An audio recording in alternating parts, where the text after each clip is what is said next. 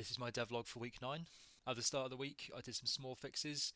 The first one I did was the long light bars. The housing needed to be a see-through plastic.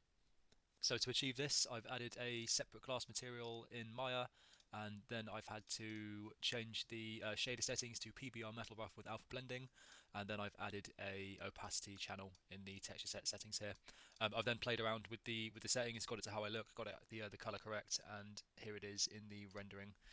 As we can see that it's nice and see-through. I didn't want it to be like frosted glass or anything. I wanted it still to be like a plastic color, so it still looks quite plasticky and it's not like see-through like glass, but it is still see-through. So these are all the sections of the lift in Maya that I've modelled. I've got the top section with some chains on it. Chains weren't actually required. I just wanted to do something fairly unique and interesting for this model. And then I've got the top section, I've got the middle section shaft, and then the base plate. I just wanted to take a second to look at these chains. Basically, what I've done for these chains is I've made a curve.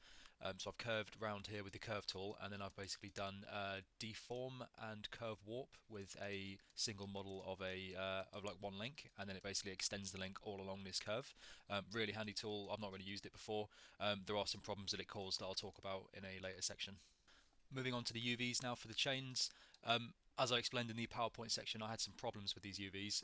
Essentially what was happening was, as I was creating the curve and duplicating each of these links, it was basically bending and deforming them into place. So if we can see here, they're slightly bent, each one of them. They're all bent in certain different ways. I mean, you can't really notice it like to the naked eye, but once you start getting into the UVs, they none of them match. So every chain link was different. This means that I needed 3 separate materials just for the chains, and I also couldn't stack them on top of each other because they took a long time to unwrap. And they also took up a lot more space than they necessarily should have. So moving on to texturing now. Once I've got over the UV problem, everything else was fine, so I could go in and texture. Textures come out really nicely. I've used the similar green that I've used on the industrial hydraulic press because it's in the same sort of area. Chains look really nice. I've got some dirt generators, and I've also put this hatching across the bottom.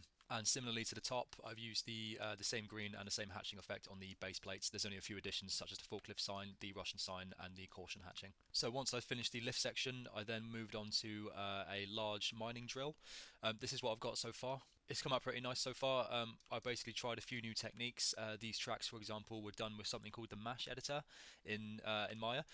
Basically, what it's doing is you make a single section of tire track like this. So this was one section, and then you create a curve tool, and then you use this Mash software to map the tracks around the curve, and it basically duplicates all the way around to give you a really nice track effect. To start with, it took me quite a lot of trial and error to get this right. So these were the original tracks that I first did, and as we can see by the faces, they're huge amounts of polys, and all of these little sections are Engon, so these are unusable. That's why I remade those better ones.